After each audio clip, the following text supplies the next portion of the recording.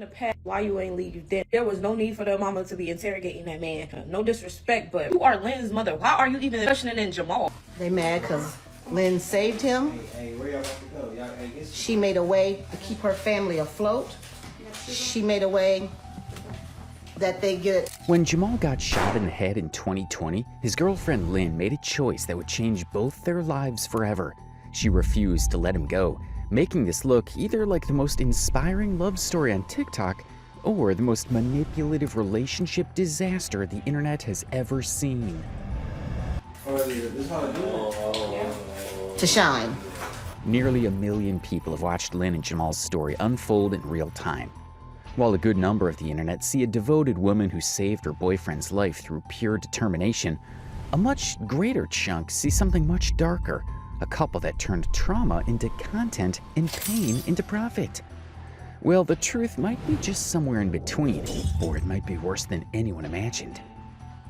Name ain't Lynn, it's Sean. My middle name is Lynn, bitch. You acting like that's not it. I'm not supposed to y'all the fake ass motherfucking power of attorney. It was found, June 2021. Recovery updates turned into family screaming matches. Therapy progress posts became cheating accusations. And what should have been a family reunion transformed into public breakdowns broadcast live to nearly 1 million followers who can't stop watching the disaster unfold. This Shauna had tried to tell us, she tried to tell us that he was gonna be blind. Y'all, mind y'all, I wish I still had her messages. At first she was telling us that Scooter was gonna be blind. But here's what makes Lynn and Jamal's story so addictive. Nobody can agree on who the villain is. Is Lynn a saint or a master manipulator? Is Jamal a victim or an ungrateful cheater? Are they both toxic, or are they just broken people trying to survive under the weight of internet fame? The only thing everyone agrees on is that their story gets messier as you dig deeper. I'm trying to figure out why y'all mad about Jamal and Lynn. Lynn, if you think about it, Jamal cheated on Lynn before he got injured. And then he got injured and cheated on her. I applaud her every day for taking care of Jamal the way that she does. That is not easy.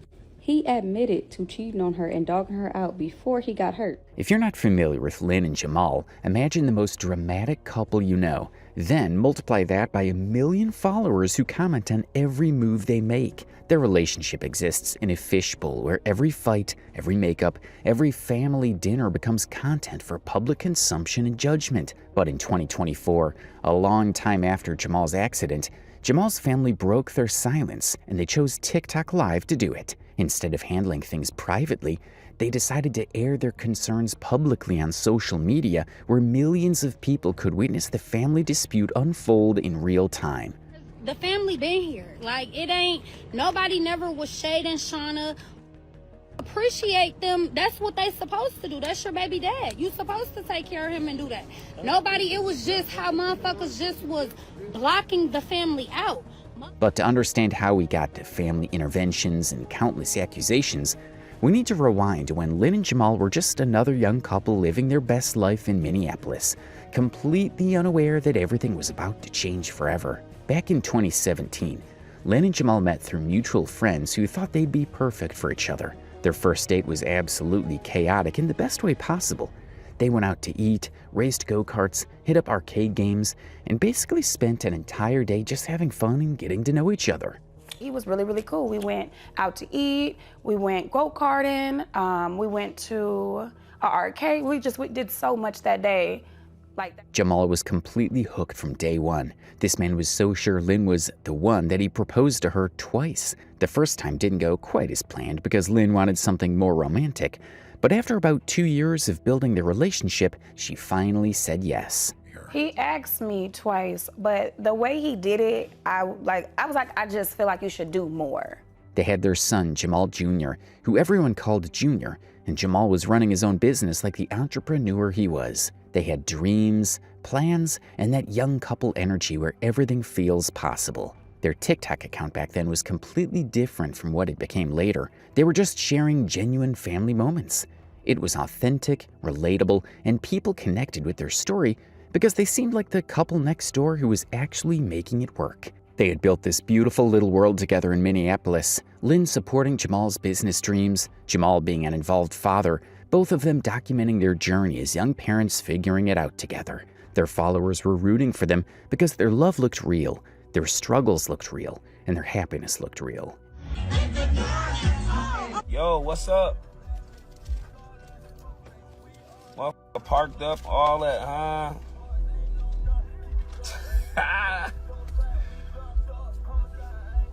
Yeah.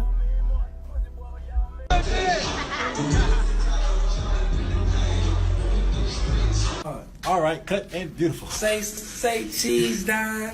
April 16th, 2020 brought the news that destroyed everything. Jamal was hanging out with friends on Irving Avenue North in Minneapolis when violence erupted without warning. A shooting broke out and Jamal caught a bullet to the head. Lynn got the worst phone call of her life. A friend called her and said the words that no one should ever have to hear. Jamal is shot. By the time Lynn made it to the hospital, the doctors had already made their assessment. Brain dead. No hope for recovery. They were suggesting she consider organ donation because there was nothing more they could do for him. But Lynn refused. She knew Jamal's body, knew how healthy and strong he was before the shooting, and she refused to believe that the man she loved was really gone. While everyone else was talking about saying goodbye, Lynn was talking about fighting. Her mother stepped up too, and together these two were about to take on the medical system, insurance companies, and everyone who said Jamal's case was hopeless. He's doing okay, but over here, this is the damaged part. Okay. It used to be a lot bigger than this. Okay, so basically, it's on his left side. This was before he had that bone put in. Or that fake bone. Yeah. And you can see his brain was kind of coming out a little bit here. Yep. Well, what happened next was the kind of medical miracle that makes people believe in divine intervention. Jamal started showing signs of life when doctors said there shouldn't be any. Small movements, responses to voices, tiny indicators that someone was still fighting inside that damaged brain. Okay, so you guys say, what are the doctors saying? So at the beginning, when Jamal had first got shot, they were saying that he had a 1% chance of living and that he would be basically like a vegetable.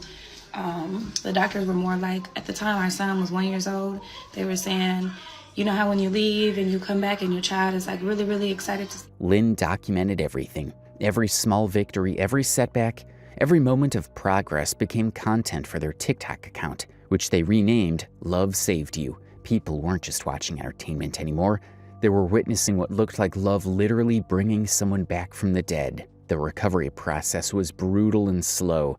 Jamal had to relearn everything, how to speak, how to move, how to function in the world again. But Lynn was there for every therapy session, every doctor's appointment, every small step forward, and every frustrating step backward. Word that starts with W. What? Hi. Whoa. Huh? What? Walt? Oh, I mean. Just write a word that starts with that letter W. I do. I'm just laughing because you're so dramatic. I am. Okay, so this is opposites, okay? This is opposites. So, tall,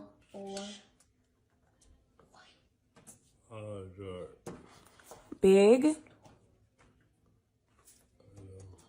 small. Their following exploded. Nearly 1 million people were invested in this love story because it felt like watching a real-life miracle unfold. The content they were creating was raw, emotional, and sometimes hard to watch. Lynn sharing her fears, her exhaustion, her hope. Jamal struggling to communicate but still trying. So here's the thing nobody talks about when they're busy celebrating medical miracles and true love stories. What happens after the cameras stop rolling and real life kicks back in? Because while the internet was still crying happy tears over Jamal's recovery and Lynn's devotion, things behind the scenes were getting complicated in ways that nobody was prepared for. Remember how their relationship used to be all fun dates, go-kart racing, arcade games, and just enjoying being young and in love? Well, traumatic brain injury recovery doesn't leave much room for spontaneous date nights and carefree moments. Lynn went from being Jamal's girlfriend to being his full-time caregiver overnight. Lynn made videos explaining to her followers how the situation really affected her, how the caregiving role was absolutely brutal, and how she's been on a healing journey. We're talking about the real version, physically exhausting, emotionally draining, requires endless patience, and consumes literally every aspect of your life. Hey y'all, my name is Lynn, and a lot of you know that this page has been built off of the love for my family, taking care of my son, taking care of my child's father who has suffered with a traumatic brain injury. But today I'm starting a new journey. It's going to be a series that's called I Am Not Only a Caregiver, because the truth is I'm still human, I'm still a woman, and I'm still Lynn. I want to show what it looks like to grieve someone who is still living. I want to show what it feels like to love someone who has changed when your love has stayed the same. I want to just be transparent and show the parts that no one shows when it comes to. Lynn was responsible for helping Jamal through intense physical therapy, cognitive therapy, relearning basic functions, and basically rebuilding a human being from scratch. That's a 24/7 responsibility that leaves you with zero energy for anything else, including maintaining the fun, flirty relationship you used to have. Meanwhile, Lynn was drowning in doubt, and she did what she always did with her biggest struggles. She made a video about it. In one particularly raw TikTok, she asked her followers point blank, should she stay or should she go? Through visible pain, she explained how the love had changed, how the man she was caring for didn't feel like the man she fell in love with anymore. Hey y'all, so tonight I want to have a really deep, heavy conversation. At least it's going to be heavy for me. I want to talk about a few things that have been sitting on my heart. I think we should do it at like 8 p.m. Central. It's like 5 here right now. I live in Minnesota, so it's going to be Central Time. I've been with Jamal 3 years before he got hurt, and then 5 years after when he got hurt. That's when he got his TBI. And one thing for sure is, before that man got his TBI, he loved the ground that I walked on. Like, there's nothing I could ask for. There's nothing that didn't get handled. Nothing. But, you know, after his injury, a lot of things have changed, you know. And we sit online and we talk about, you know, what's the same and, you know, what's different. But we're always, like, talking about personality and stuff. But the whole thing about it is I stayed. I loved him through it. I do love him through it. When he couldn't talk, when he couldn't walk, I stayed because that's unconditional love, you know. Not your ability to do for me or what you have done for me, you know, but just the situation. I knew the person and I knew he could get back to himself. But sometimes, you know, people, their love changes and, you know, they change. So you have to kind of like figure it out, you know, especially with a person who is going through their own healing. So I want to ask tonight, it's going to be a question you can answer here. You can come and answer. When the love changes after trauma, do you stay or do you go?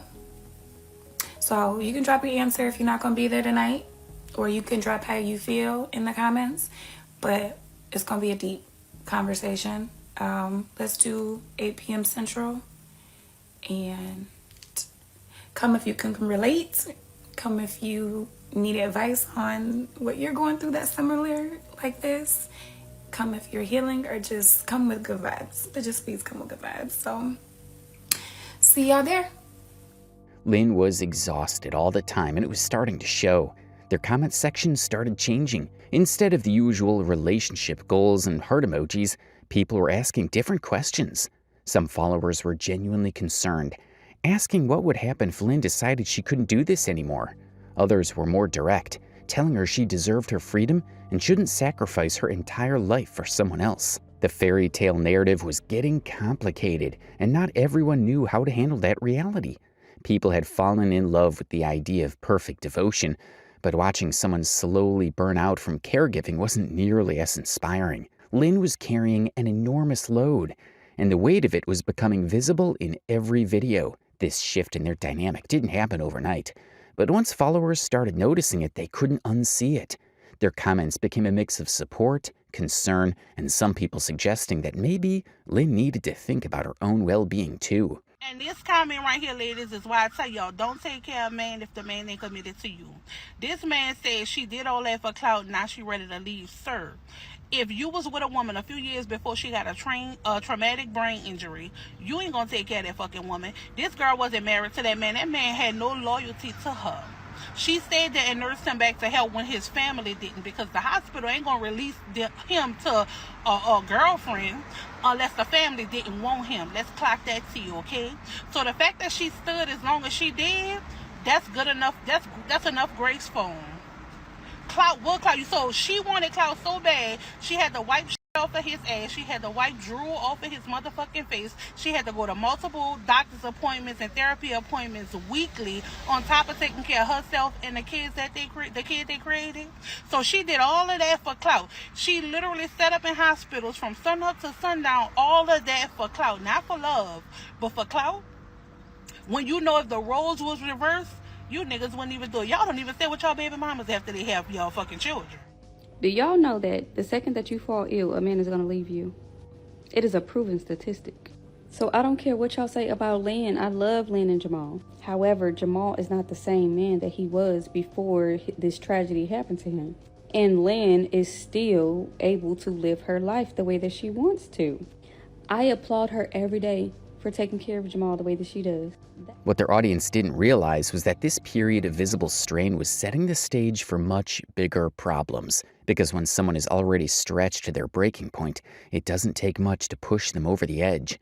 And the controversies that were coming would test not just Lynn and Jamal's relationship, but their entire fan base's loyalty. The fairy tale narrative of Lynn and Jamal's love story took a dramatic turn when rumors began circulating about alleged infidelity. The first hints of trouble emerged not through direct accusations, but through subtle changes in Lynn and Jamal's content. Observant followers noticed that Lynn appeared increasingly stressed in videos, her usual bright demeanor replaced by what many described as a forced smile.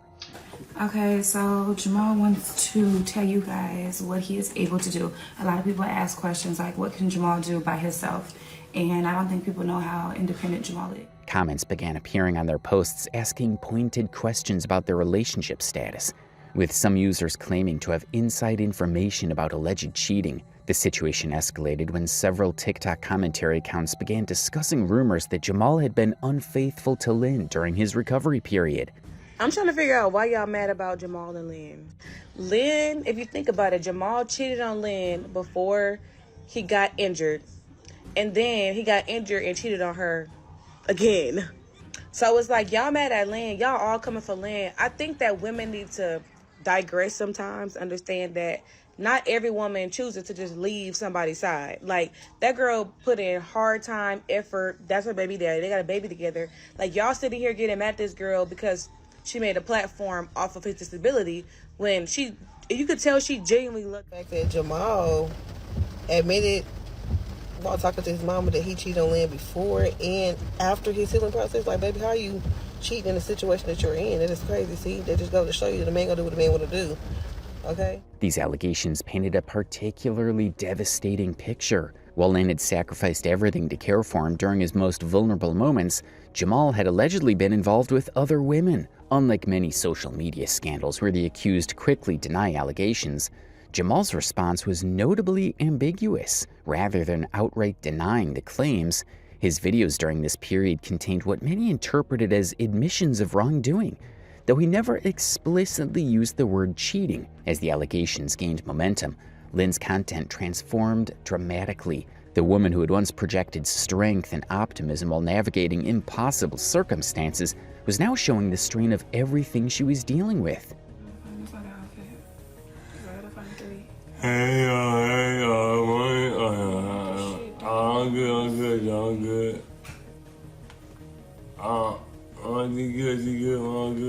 I'm good. I'm good. What? Her videos from this period show her visibly exhausted and struggling with the weight of the situation she was in. The cheating rumors weren't the only thing spreading. There was also intensified speculation that Lynn wanted to leave the relationship now more than ever. Followers were picking up signs in her content that suggested she was reaching her breaking point with the entire situation. They weren't friends. Once again, she spoke on that already. They weren't friends. Jamal didn't know him. That was a relationship like 2 to 3 years ago that she had once they broke up. Sorry that you just walked in on that part, but that was a discussion that we had early on. They want to know, once again, what are y'all situation? Are y'all together? Are y'all not together? Are y'all just friends in a household? Like, are y'all just lovers? Do y'all have an open relationship? That's what they want to know. They want to hear from you. They say you don't talk. So you have to be clear and you got to be loud because they say you don't say nothing.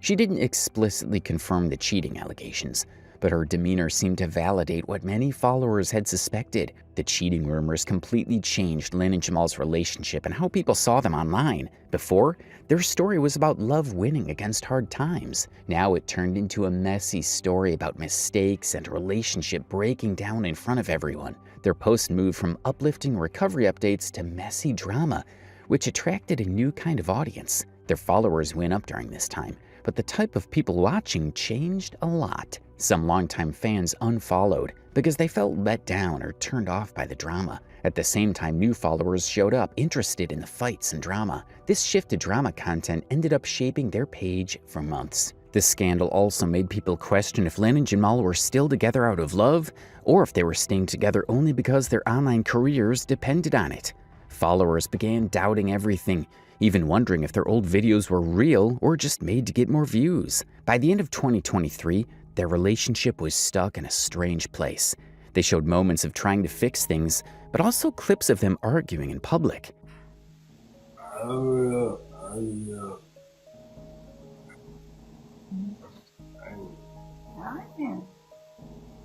So y'all are together? Yeah. Did y'all hear it? Y'all hear that, right? He confirmed that they are together. Yeah. Now they want you to answer it, Lynn. You see what I'm saying? They don't know what they want. Like, you don't want me to talk, you want to talk. I tell y'all all the time, it's my man, my baby daddy, and y'all still have a problem with it. Now y'all hear it from both of them. They are in a solid relationship, okay? Lord. The cheating drama left scars that were hard to heal, especially since millions of people were watching and judging every move. But things were about to get even more explosive for this couple, because while Lynn and Jamal were dealing with cheating rumors and relationship stress, Jamal's own family was watching everything unfold from the sidelines, and they had reached their breaking point. In August 2025, Jamal's family members, we're talking cousins, his brother, people who had known him his entire life, decided they couldn't stay silent anymore. They went live on TikTok, and what they had to say shook the entire platform. These were family members who had been part of Jamal's life long before Lynn, long before the accident, long before any of this drama started, and they were genuinely worried about what they were seeing. Their first accusation hit like a bomb. They claimed they couldn't see Jamal anymore. Not occasionally, not even when he was busy. They said they had been completely cut off from visiting him, and they pointed their finger directly at Lynn, saying she was controlling who could and couldn't be in Jamal's life. Now, this wasn't about scheduling conflicts or busy lifestyles. They were alleging that Lynn had isolated Jamal from his own family members. Messy. But when my cousin first got shot, they wanted to pull the plug. My cousin, his mama, That part. she the one that kept him on life support and kept him alive. Let's start off at the hospital. Let's start off at the hospital. Y'all had a balloon release for my cousin. Y'all thought my cousin was dead. Y'all thought he was dead and had a balloon release for my cousin. Like, nobody never shaded y'all, fought at y'all for nothing that y'all did. Me and this girl right here was dropping off garbage bags to this boy, to that girl mama house. Like, they wasn't opening the door, none of that, looking at us through the motherfucking peephole, laughing and shit. Like, come on now. And they, I don't know if I can say that. What? Talking about some and that. I don't even know if I can. Like, so it never is to be shading them. It never is to, it's just a point that y'all greedy as hell. We never needed y'all money. We never needed no help from y'all. We never, none of that. At whole time, Scooter right where he want to be. Like, what is he want to be That's there. where he want to be, and we're there. okay with that. We are totally We not fine. mad at that. We not none of that shit. But if just stop anybody slandering knows us. Jamal, Like, for everybody real. knows Jamal loves the fame. This is what he loves. But it's about how y'all got my cousin on there stuff. Anybody knows you was bogus as hell from day one for having my cousin laying in a hospital bed on Facebook. My family never started no GoFundMe. We never asked for no money. They did that on that. We never put him in no group home. Never put him in no group home. They ordered for us. They ordered us to take him to a motherfucking group home. When we got to the group home, we were not okay with it. It was me, myself, my cousin, and my sister and my other cousin. When we got there to the motherfucking group home, it was condemned as fuck. It was a bed with no sheets. It looked like they was doing construction. There was nothing we can do. We could not take him out the motherfucking group home.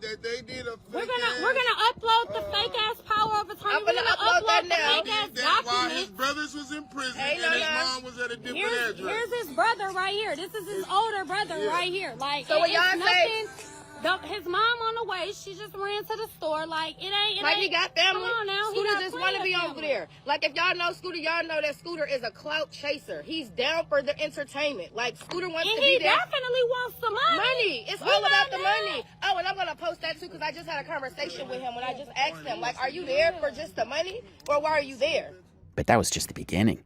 The second accusation was even more damaging. They claimed Lynn was financially exploiting Jamal's condition and their entire story for profit. According to his family, this wasn't genuine caregiving content, it was a calculated business strategy.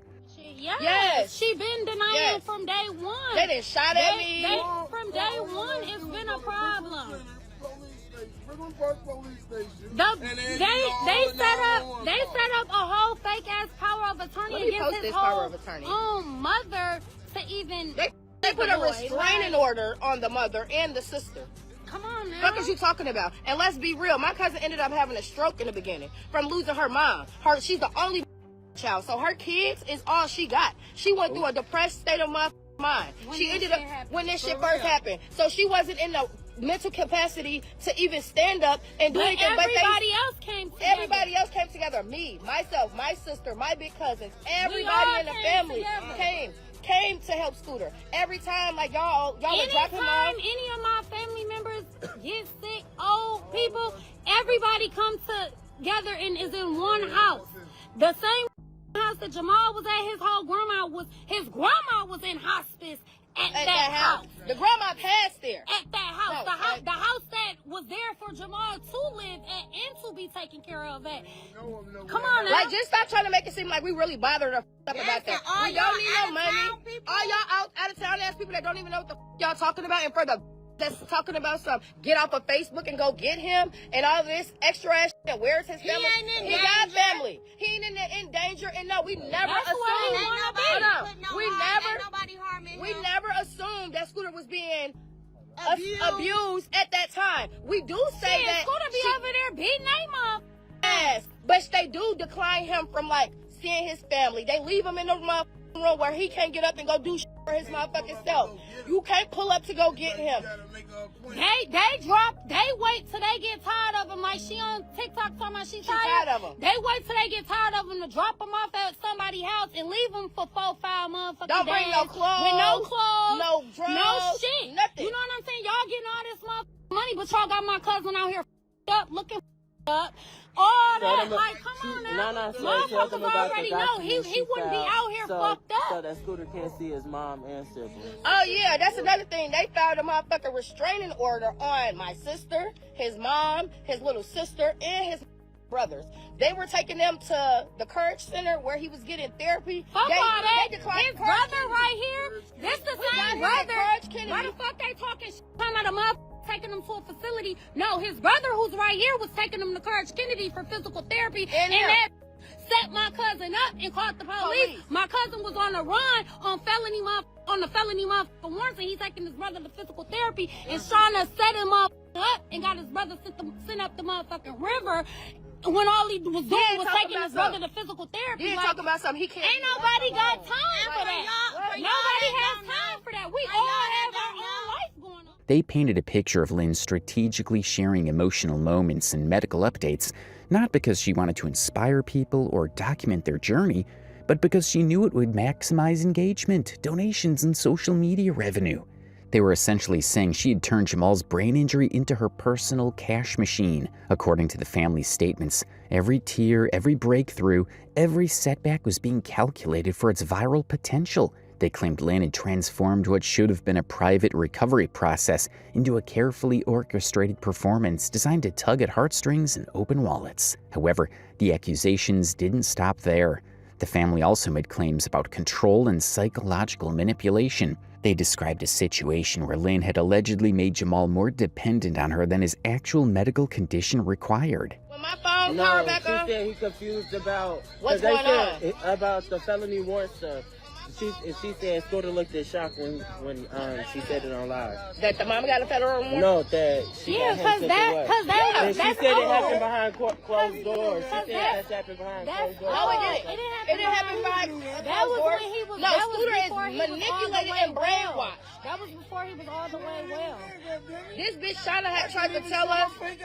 She tried to tell us that he was gonna be blind. Y'all, mind y'all. I wish I still had her messages. Literally. At first, she was telling us that Scooter was gonna be blind. Scooter wasn't gonna walk I or talk told you. again. None of that. We had somebody from the inside that worked at the hospital that was giving us facts about him. So that's where we started knowing that shit was weird. We knew shit was already weird when the first day that he got shot and the doctor told us in that motherfucking floor that he no longer could tell us any information because the mom and LaShawna Lynn, what's her last name? Hester, whatever the fuck the bitch last name is, was the power of attorney for him. And that was a lie. You didn't become his power of attorney until June 2021. He was already shot. You only did that because you seen his mom going through what she was going through. His brothers had just got out of jail. Like, come on, man. Send him back because of you. His brother got sent back because of you. Did Scooter know that? Do Scooter know that? He couldn't be if they talking about he's confused. Yeah, because he wasn't all the way. Jamal don't even know, y'all, that they put him in a motherfucking group home. Why he on there talking about he been in there a week? He don't know. He don't know. Me and this girl right here, me and my cousin, we recorded. I wish we still had the videos. When we brought Jamal there, it was probably like one other person in there. It looked like they were stripping the whole inside, the foundation of the house. Only thing that Scooter had in his room was a bed with no sheets, no bed cover, no nothing. He didn't even have no clothes. We were confused. We instantly got on the phone with our bigger cousins telling them. Like, y'all, she done manipulated y'all to tell y'all to make us drop him off at the group home the whole time. The group home ain't even the motherfucking real group home. The group home is somebody that they personally knew. Yeah, it's a black dude. It was a black dude. Stay out here, right? It was a personal person that they personally knew. If this is facts, then they would have it in the state that Scooter was sent to a group home. If this is real, and I know anybody that worked in the healthcare field You know this. Nobody said Jamal was scared. Nobody said Jamal was scared. Jamal not scared of where them. he want to be. And Jamal will fuck them up if that's what Jamal wanted to do. Jamal is there. Stop slandering the family like he don't have family or like the fuck among. They right there. They weren't just talking about normal caregiving. They were alleging that Lynn removed other people from Jamal's support system, isolating him until she became his only connection to the outside world. They painted a picture of someone who used caregiving as a tool for control rather than healing. The family was making serious allegations about manipulation and potential abuse. They described specific patterns of behavior that they felt were harmful to Jamal's well-being and autonomy, speaking with the kind of genuine concern that's hard to fake. Amber. We just don't post them. For what? Because y'all know why? When y'all send him with us or y'all send him outside, y'all send him out there bogus. Shoes be too little. That don't mean shit because we done went and bought shit. He be having on mismatched socks. He don't have no change of drawers. He don't have none of that. But guess what? We not asking for that because, yes, when he comes with us, just like a baby, when you go with your people, that's their responsibility. And we are okay with that. We are perfectly fine with that. But stop trying to make it seem like it's his family. Where his family at? He got family. He got real family. If his grandma was still living, none of this shit would happen. None of this shit would happen. None of this shit happen. You wouldn't get as far as you is, boo. The feds is already on your ass. Let's talk about how you scammed Shauna's daddy, all of that. He was on his deathbed. You was doing the same thing. Your own cousin Cleo. Let's talk about how you was fraud and you scam and your house is in their name and all type of shit. She told us how you abuse Scooter, all type of shit. Yeah. Y'all be bogus as hell. Like, come on now. Stop trying to make it seem like y'all really with Scooter. Y'all really got him like that. Y'all be peer pressuring that man to say what the f he's saying. Just like on that motherfucking live when he pointed to something, you told him, stop pointing that shit. For what? He a grown-ass man. Like, come on, man. Be for real. He ain't giving him none of that. He just want his money. He getting money penny that they pinch. stole from him before he got shot. Yeah. That $150K. That's what he wants. It's gone. That's like, let's talk about his wealth. Let's talk about his health and all of that. Go get his teeth fixed. Take him to the dentist. Exactly. All that motherfucking money that y'all got. getting. This man got a rotten tooth, and I know y'all see it when he laugh, and I'm not sneak dissing him or anything or bashing him. And these are the things that his family was setting up and doing for him before. We had appointments. They was snatching him away. They wasn't taking his boy to no appointment. Not even that. Before he got shot, my cousin didn't play about his appearance. His teeth was flawless, white, pearl white. Looked like they was fake. Like y'all wouldn't even go take him to get that motherfucking back tooth pulled out. But Shauna, you can go get your lips done. But you can't go get this man motherfucking teeth done. And he's the reason why you got the motherfucking money. Like, let's talk about it. And your titties. Like, come on now. And then you want to get on here and talk about, oh, do I need to post that you apologize? Yes, I sure did. I have to kiss a little ass to get anywhere. That's the only how a motherfucker can see him if they kiss your ass. Like, y'all forgot y'all shot at me when I tried to give you that? Like, y'all forgot that? Who told me to get on that with you? Scooter. Fuck is you talking about? He wasn't with you. Before Scooter got shot, Scooter was moving Scooter was not with Shauna. All my kids, he wasn't. All his at my house and at Antoinette's house and at Keith's house. Marlasia's house, all type of shit. Like, come on now, let's be real. And for all you let's talk about where's his family at, get off Facebook and all of that, you can die slow. This is public information. Look up his family, goddammit. Y'all know who his family is. What the fuck? If y'all know him, and if y'all don't know his family, is well capable of doing for Jamal if needed to be. Yes. Done. It was getting done. They started setting up restraining orders. They pushed us the way. This is what they wanted. They wanted to build a platform. Yeah, now they tired. They wanted to get some money. This is what they wanted. Shauna is ready, and it is okay. She is ready to go be free and go be happy with somebody else. Jamal is not for her right now. He has a disability, and that's understanding. That is understanding, and yes, that is a lot to deal with. Ain't nobody holding her down or told her she has to do that. That's a scam that she want to be free. She's saying that so they can give in to some shit. She want to be free. Man, she could have been free. She live in her He don't even live with her. She free. She free. She free. He lived at her mama house. Well, He ain't in her house. Meaning free. Yeah, she come get him. She come get him when it's time to sign the check. She come get him when it's time to sign the check. When it's time to go to the barbershop. Like she just did. She just took him to the barbershop. When it's time to go to the barbershop. Like what? Come on, man. To the barbershop. My barber come to him.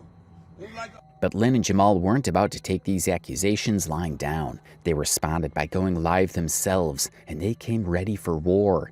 They decided to dismantle every single accusation the family had made.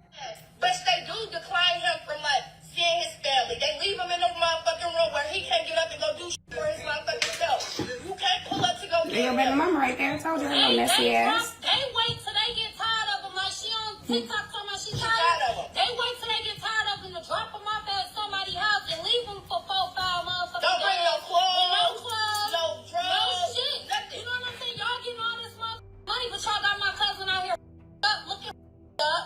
All that, like, come on, man. Nana said, tell them about the document she found, so that Scooter can't see his mom and siblings. Oh yeah, that's another thing. They found a motherfucking restraining order on my sister, his mom, his little sister, and his brothers. They were taking them to the Courage Center where he was getting therapy. They declared the Courage Center right here. We got him at Courage Kennedy. Why the fuck they talking shit talking about a motherfucker taking them to a facility? No, his brother who's right here was taking him to Courage Kennedy for physical therapy, and that bitch set my cousin up and called the police. My cousin was on the run on the felony motherfucker warrants, and he's taking his brother to physical therapy, and Shauna set him up and got his brother sent up the motherfucking river. When all he was doing was taking his brother to physical therapy. Talk about something he can't. Ain't nobody got time for that, y'all. Nobody has time for that. We all have our own life going on. When we say Shauna, we talking about Lynn. Yeah. Her name ain't Lynn, it's Shauna. My middle name is Lynn, bitch. You acting like that's not it. I must have post y'all the fake ass power of attorney. It was found, June 2021. This was found months or a year later after he was shot. Scooter was shot in April of 2020. He got found June 7th, 2021. I have the documents. That was after the fact. So that means when we were at North Memorial and the family was in the emergency room right there in the walkway, they instantly, the mom instantly came and told us that we couldn't be there. It's a power of attorney that we couldn't be there. The mom couldn't be there, and they couldn't answer no more questions for us. Whole time that was about lie. There's rumors and going around there that mom beat you up yesterday, Jamal. She gave him a black eye and a busted lip, and they went. Mom bust your lip and give you a black eye.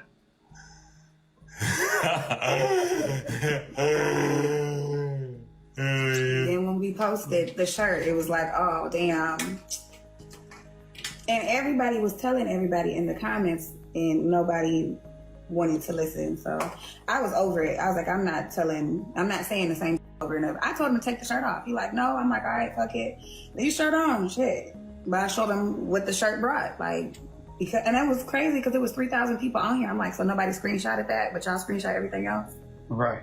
Because that's why we left TikTok, because everything stays for 30 days. Looking at that sexy young man right there, I don't see a black eye and or a busted lip. But what I do see is a clean ass haircut, unlike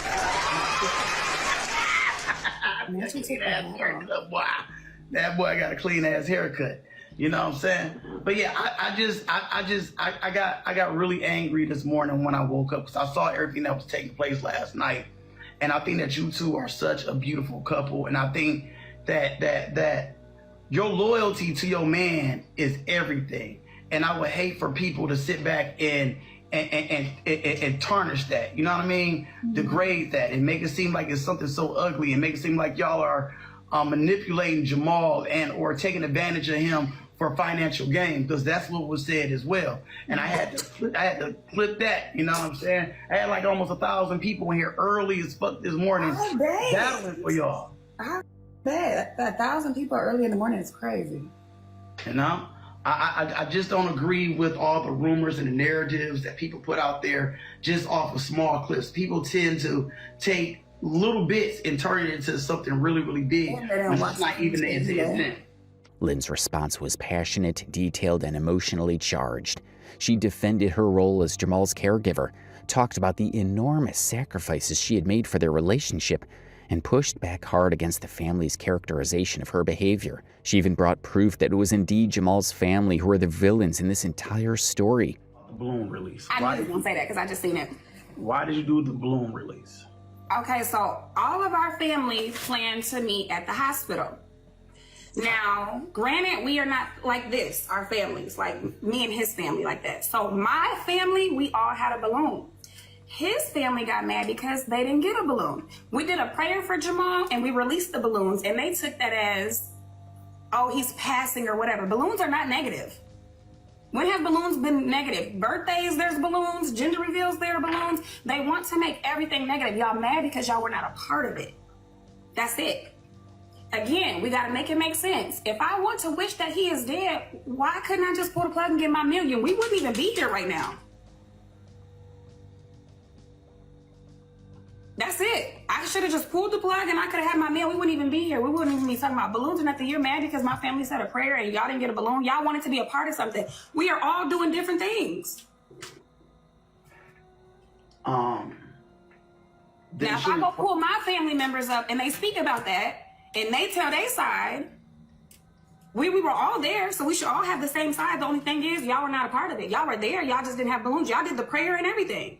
She presented her side of why the family relationships had become so strained, essentially flipping the script and suggesting that the problem wasn't her control, but their interference. She made it sound like she was protecting Jamal from family members who didn't understand what he needed or what was best for his recovery. Family is the issues. That's what I'm saying. If you are part of the family and you're here, you ain't on here yelling or nothing because you happen. You talking to him, you have no problems. The people who are yelling are the people that didn't cause these problems that y'all hear. Y'all asking, why is this happening? Y'all okay with the family telling lies about me, but when I come with my receipts, y'all don't want to hear them because they're the truth. Because they're the truth about Jamal.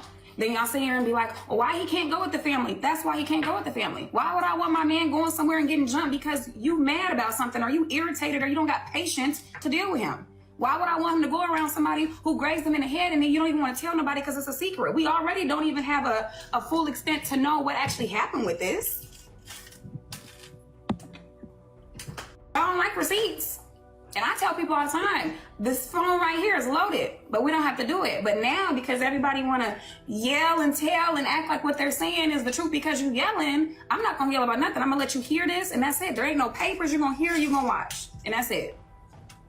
What we got to say about that? Because last time I checked, I thought I was mistreating Jamal. So, but we can clearly see where the mistreatment is coming from. You get what I'm saying? And then with the people who are coming to show their face, y'all are the people behind this. Y'all ain't sticking up for him. Y'all ain't trying to get him no justice. Y'all ain't trying to correct nobody's behavior. Y'all want me to correct my mom. Why his family ain't saying, bitch, you wrong for putting your hands on him. You wrong for talking to him like that. Why y'all not standing up for him?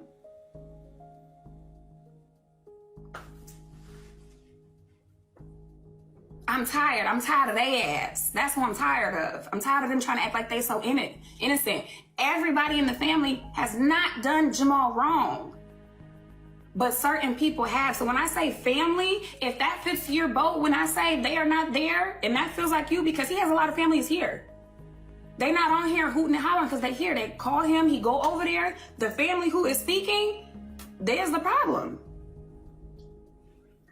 What do you think what do you think their agenda is? What do you think their intentions are? They don't like me. They have already made it very clear yesterday. They want my platform taken off. I think this is all just, y'all didn't think we would get this far together. I don't even think that when I said I wanted to keep him here, I don't think that people thought we'd be where we are today. So that's why I said, now, if I play my messages on how we all felt about keeping Jamal here or not, then what are we going to say? Because y'all said yesterday that y'all wanted him to be here. Well, let's hear it. Okay. First, off that, can I show that I picked him up from the hospital from that message before we start jumping around? Okay, so hold on. Let me do my part real fast. 2 seconds. Yeah. He just got into a fight with his family member. They just jumped him and beat him up. He's got blood all over his shirt. What'd that say? He's got scratches along his neck. I took him to the hospital. I picked him up. I didn't argue with nobody.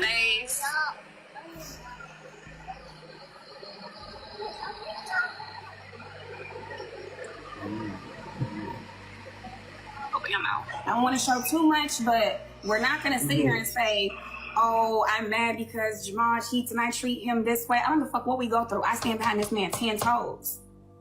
But if I feel like I don't want him to go somewhere because it's dangerous, the chat can't be mad about that because I know what goes behind the scenes. Y'all don't know this.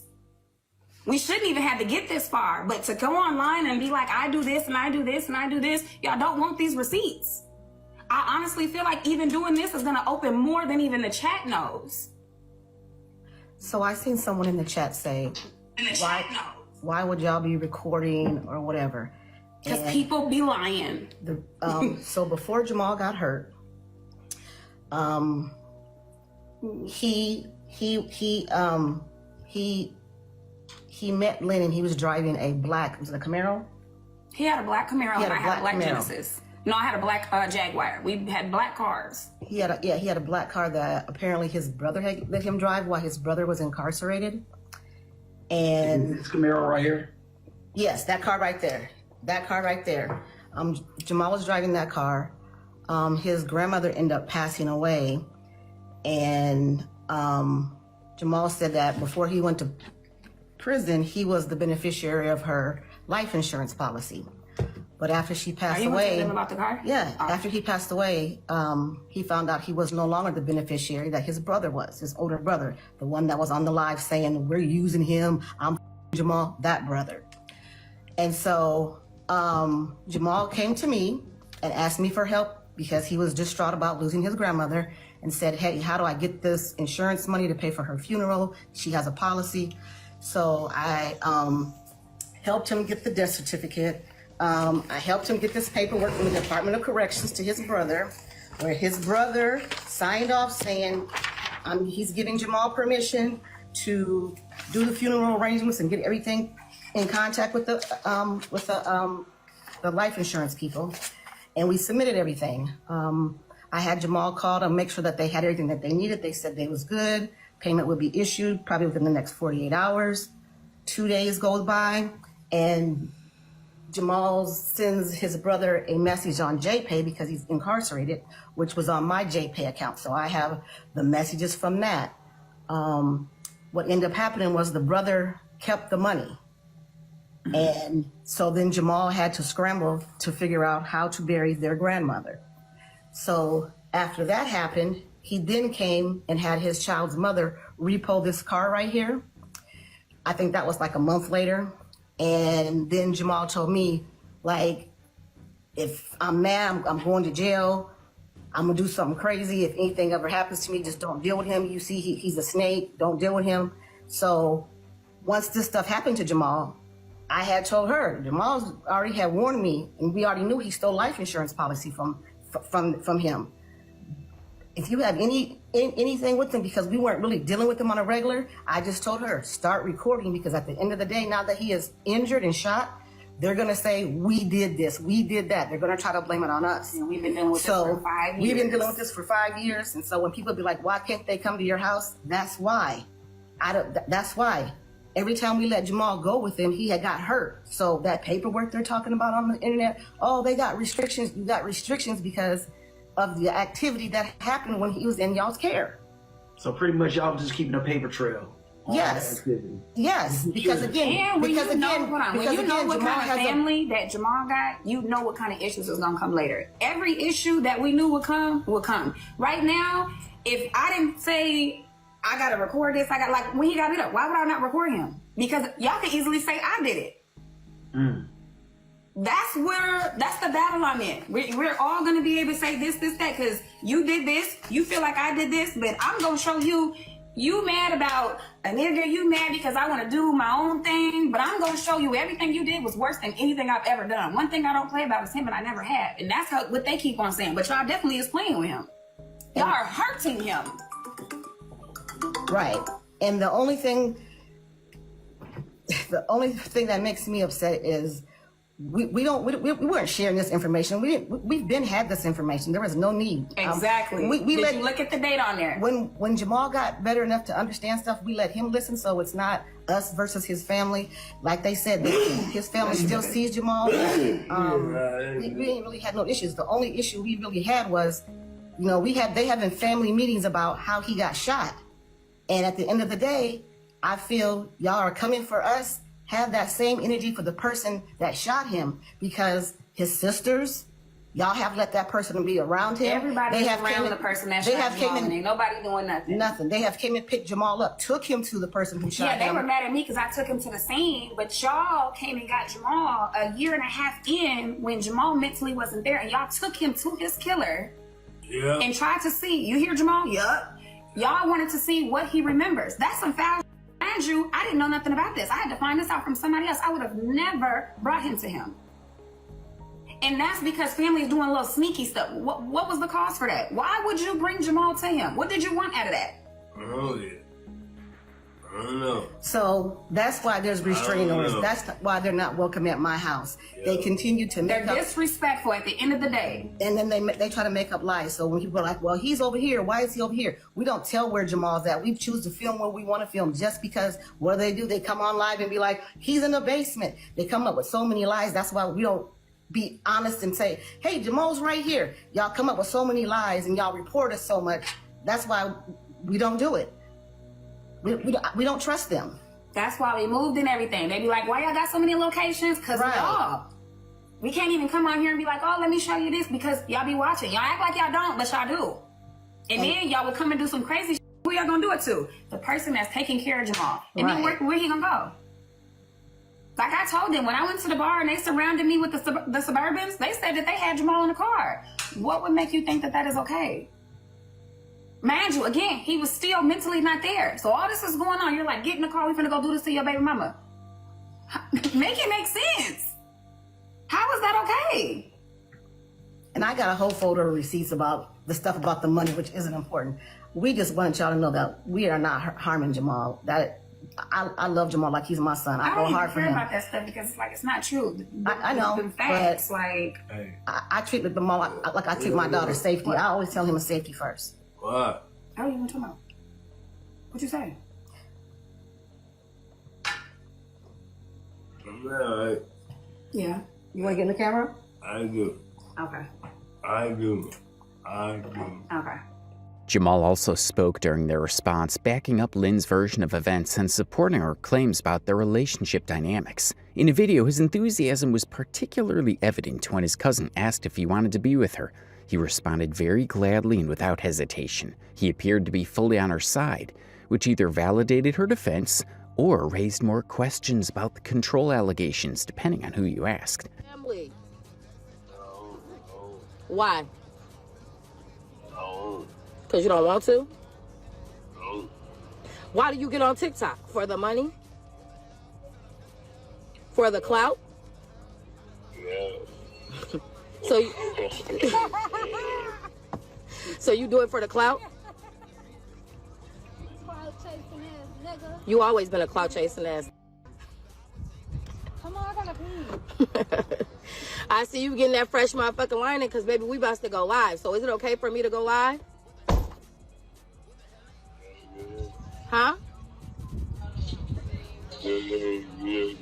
Do my thing? Yeah. I got you. Alright. Alright, where you about to go? Oh, yeah. You trying to slide? Go get some food? What's up? You want to sit down and talk about this? No? You want to be over there with them? Yeah. You do? I do. Okay, that's fine. The TikTok community absolutely went crazy. Some followers completely supported the family's intervention, saying it was brave of them to speak up and that they were obviously genuinely concerned about Jamal's well-being. These supporters saw Lynn's defensive response as proof that the family had hit too close to home. Other followers rallied around Lynn and Jamal, pointing to their documented history together and Lynn's obvious dedication during Jamal's recovery as evidence that the accusations were unfounded jealousy or family drama. The controversy spread like wildfire beyond just their immediate followers. Other TikTok creators began making reaction videos, breakdown content, and analysis pieces about the family's intervention. See them family members of Jamal trying to come for Lynn? Y'all hoes could kick rocks and go play in traffic. And the reason I say that is because all of that yapping y'all doing saying, oh, it was about the money, or she took his money, blah, blah, blah. Do you know how much work this girl done put in to nurse y'all blood back to health? And from what Lynn said, because it was on live earlier with Uche, shout out to Uche for hosting a live. It was a great live. Lynn said y'all wanted to pull, most of the family want to pull the plug anyway, and Jamal is able to see his family, his immediate family.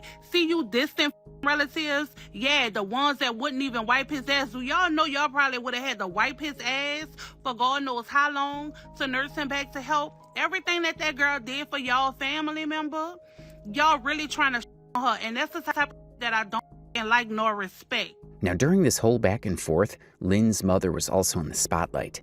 The supportive mother-in-law turned into something much more intense, a fierce defender who wasn't afraid to get loud about it.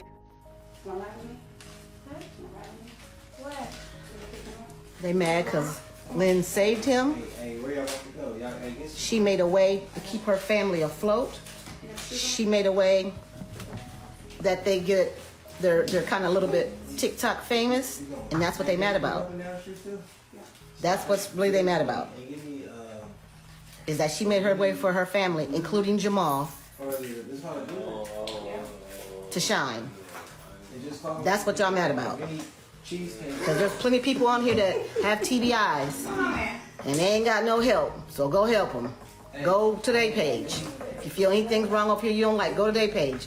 Y'all mad that Lynn rolls her man up and continue to let him shine. That's what y'all mad about. I don't care who I'm blowing. Y'all blow me on our I don't give no. No, ma'am. No, why don't you show them your hair and let them know it's real? Show them my hair, let them know it's real. They'll really hate. You just cut off two feet. I did just cut off 2 feet of my hair. I did. It's okay though. I'm gonna ride for my family, my daughter especially. I'm a proud mama.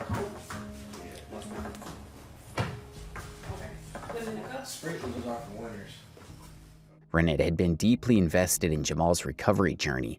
She'd brought meals during his darkest days, helped with his care, and genuinely welcomed him as family. But watching Jamal's family turn against Lynn and attack her daughter hit her differently than just typical in-law drama. This felt personal, like the family she'd opened her home to was now trying to destroy her daughter. I don't need to do no more. And he really believes that. Because every time he gets on this app, you guys are saying, oh, he's good, let him do this. He can read some comments. People reach out to him on other apps, sending him messages, and none of it is inspirational.